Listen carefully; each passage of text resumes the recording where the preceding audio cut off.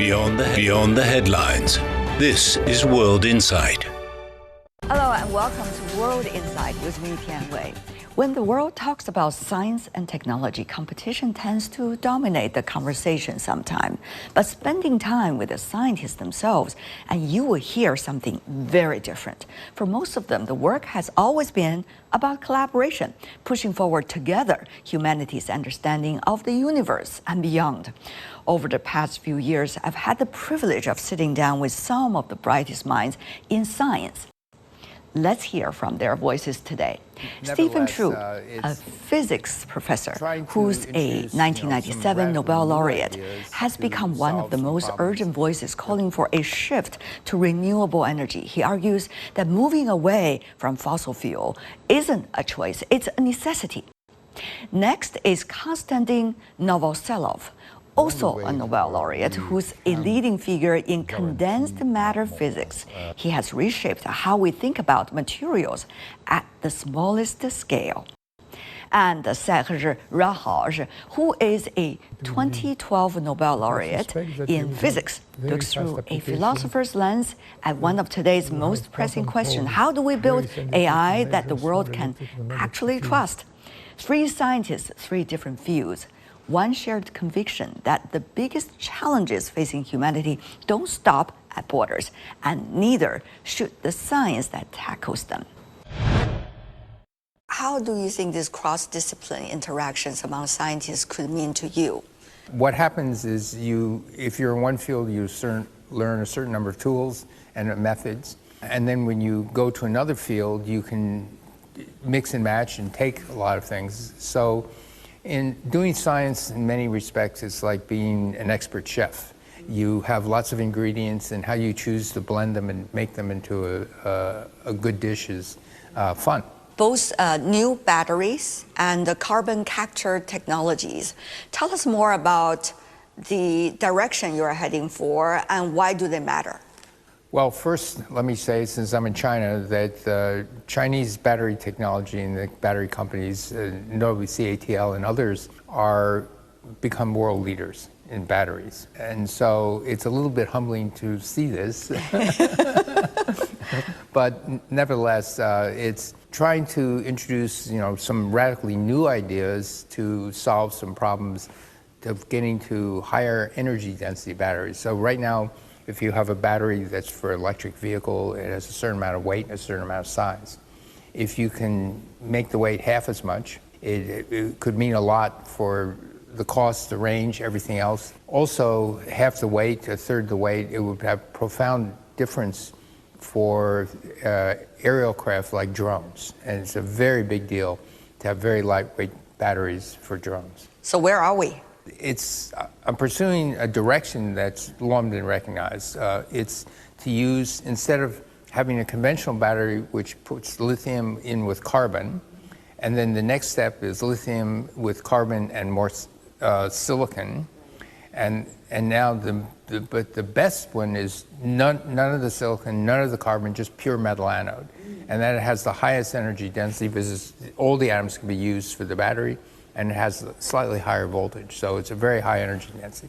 The problem is when you charge at a sensible rate, there are these defects that form called dendrites, and they go over and they short out the battery. So the object is to prevent these dendrites from forming, and there are many, many ways of doing this, and I'm just investigating one of the ways of making a barrier strong enough so the dendrites don't form but can be practical and inexpensive. I hope some of the latest experiments you are doing with your frontier will be able to be widely tested in the market and also by the marketplace and also other stakeholders. I hope so too, but it requires several things. First, we have to demonstrate that it really works. We had some preliminary evidence. Actually, started with some material we bought from China, then the Chinese supplier lost know-how on how to do this. And so they're trying to get it back. And so in the meantime, we're also trying to make our materials ourselves. And what I'm a little afraid of is the world politics will shut down this, both the scientific collaboration, but even the material supply, which would be a shame. But one hopes. very important, as you said, to really make better batteries, not only for electric vehicles, but it would be needed to transform the electricity supply and distribution system. And then finally, I'm trying to work on utility scale batteries that do not catch fire. And that usually means you have to work with a water-based system. And so I'm trying to figure out a way to use water, but to prevent the water from getting to the electrodes. If you can do that, but the rest of it's water, then you can go to a higher voltage, because if you go above a certain voltage in water, you make hydrogen and oxygen. You don't want, and that's only at 1.3 volts.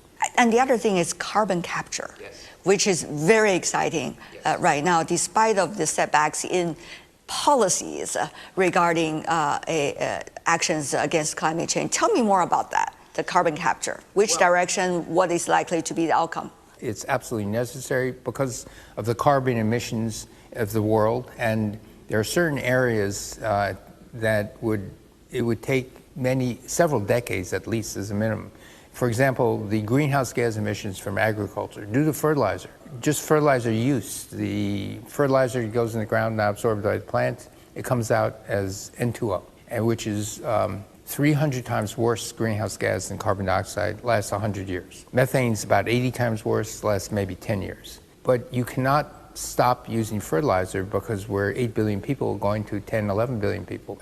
And so how do you do this? Well, it's actually going to be probably a biological way. That is, you take microbes and you program them, change them, so that they can enter into symbiotic relationships with the plants. We already know this with soybeans and other, they can take the nitrogen and other nutrients in the soil and they can self-fertilize. So I'm beginning to work not on what we call synthetic biology part, but on the ability to get very complex genes into cells. So the carbon capture technology that we have today is fundamentally too expensive. When you look at areas which have carbon pricing, for example, the energy market in Europe, and there may be 100 euros per ton of carbon dioxide, it won't go to 200. So if it's 100, then you need to have a technology to capture carbon that would be less than that. So when people capture the carbon, that they have financial remuneration for that. They can, in fact, make a profit. Air capture right now, to capture carbon dioxide directly from the air, which is also necessary, maybe costs 400 or 500 euros a ton of carbon dioxide. If I understand right, when you quit the job as the Secretary of Energy, you said the reason why human beings ended the Stone Age is not because they were running out of stone, but rather they just move on to a very different stage. Right. And I really wonder about now. It's, some say, even comparable. National policies are not necessarily progressing, yes, but rather going backward, at least in some cases. Right. So you as a scientist and an official who is so keen on this, what is your take? There are reasons why a politician might do this, even if they knew better. It has to do with an incumbent industry. I mean, the world has benefited, as I said, from fossil fuels for hundreds of years. They're the incumbents. They have lots of embedded resources and investments and quite powerful. And so they want to survive. But I think they also know that climate change is very real and that fossil fuels is a huge part of that. You know, some people will say, that's not my problem. And so then they will try to influence politicians to back them. And they influence politicians in the US by giving them money for campaigns, things like that. In the end, no matter what a politician thinks, there is a reality. And the reality is the climate is changing. We believe it's mostly due to fossil fuel burning, and we have to change. How much AI is being used as a tool, as a, let's just say, research companion at this stage for your area? Graphene, of course, is one of the areas you're so well known about, and new materials. Tell me more about that. Well, it's clearly a new tool, and it's a new tool in our instrument box, and it has been proven quite useful for many areas. So there is no point of debating that it can produce it can increase our productivity quite dramatically. Now, and that's one of the points. That's one of the things which we would like to use, and we are applying it for a variety of different sectors in my area. So we try to design new materials using AI. We try to predict the behavior of complex materials using AI. The big question, of course, whether we will develop AI up to the point that it will completely replace myself and my fellow colleagues as well. I don't really know. I'm not afraid of that. If it is the fate of science, it's going to be the fate of science. Though I don't think it will ever do this. So these days, of course, graphene was the first two-dimensional material. It's only one atom thick, and yet it has many fantastic properties, and it's really changed the way how we think about materials, but it also went into many applications. China is leading the way here, so it's the largest producer, manufacturer, and user of graphene. So it goes into your batteries, into your mobile phones, into many areas these days. But these days we are really getting much further, and we try to create artificial materials which didn't exist before. Graphene is being part of that platform. And even further, we try to make our materials not static, but being active materials. So they behave almost like biological systems. They can respond to the environment, to the changes in the environment. They can change their properties. They can adapt somehow. And those such complex materials are very difficult to even describe, but let alone create using our traditional methodologies. So we're really increasingly trying to apply AI for those developments. I should say that it's still a slow progress. It's a complex task, even for AI. So we need to design much more complex AI methodologies for that, but lots of people are working on this. So after the success of ChatGPT, everyone thought that it will be that AI now will change completely all the other areas of technology and science. It's not happening. It's much slower than people hope to have, but for me, it's a normal scientific process. Yeah. One is about AGI, whatever that means, right? There are different interpretations of whatever AGI means, whether it had consciousness or not, and things like that. There's another direction which is about commercial success, and in the stock market, the AI stocks are going up all the time, except recently. Meanwhile, you also have societal debates about what exactly going to be the role of AI vis-a-vis all of us. AI is a new technology, and AI has proven itself useful, so it is going to be used in the future. There is absolutely no doubt about this.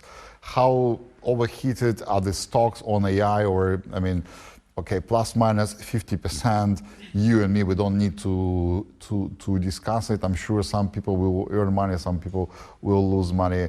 I mean, overall, in the long term, it's going to grow, that's for sure. So I'm sure that, I mean, don't take me, just to take me with a pinch of salt, don't invest immediately into any AI stocks, but I'm positive that it's a useful technology. It's going to grow with time.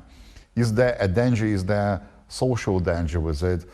Well, unfortunately, yes, some people are going to lose the jobs, but overall, I would say new technology is typically known to create more jobs than people losing jobs. It's inevitable, and frankly, any new technology would do this. When computers appeared, or before that, when electricity appeared, so of course many jobs has been lost, but even more jobs has been created. I'm very positive that we will have similar trend with the AI. Tell me more about where we are in terms of our potential of developing materials. Well, That's, first of all, we need to realize that materials are very important for us, for the developments of human being. And the reason why we have quite a reasonable computational power, for example, because we bet on silicon and we know everything about silicon. Silicon is one of the best studied materials. But at the same time, you could see that some technologies get obsolete and sometimes they become so complex that further development becoming more and more costly. So we need to keep an open mind for new materials, for new opportunities, and always look over for those. And we were thinking, what kind of future materials do we want to see? And clearly we need those materials which are becoming more active and probably produce better abiotic, as we call it, like human interface. Of course, you heard a lot about reading the data directly from our brain, like Neuralink, and communicating with machines on a more lower level. So we need those active materials which act almost like biological systems, and it's extremely difficult to create because we don't know what is life itself, but we try to design our materials on the principles, on such principles where how biological systems are created. Again, it's no one has done it properly up to now, but we need to pose this question and start somewhere. At least we have something, graphene, for example. Graphene is a very, very simple material. It's only one layer of carbon atoms, it's one layer of graphite, but prior to us working on this, everyone, including ourselves, believed that graphene cannot exist. So we didn't know anything about this material. The only thing I knew for sure that it shouldn't exist. And yet, so with a very, it came from a simple inspiration. So this Scotch tape, so you take graphite, which is a lead material, and you start splitting it using Scotch and many times, and eventually when you split it thinner, you split it twice thinner, then do it again, and twice thinner, and do it again, and eventually you get to a monolayer, which surprisingly worked. And to our shame, I mean, these days we have many other ways how to produce this material. So China is one of the largest, it's actually the largest manufacturer of graphene.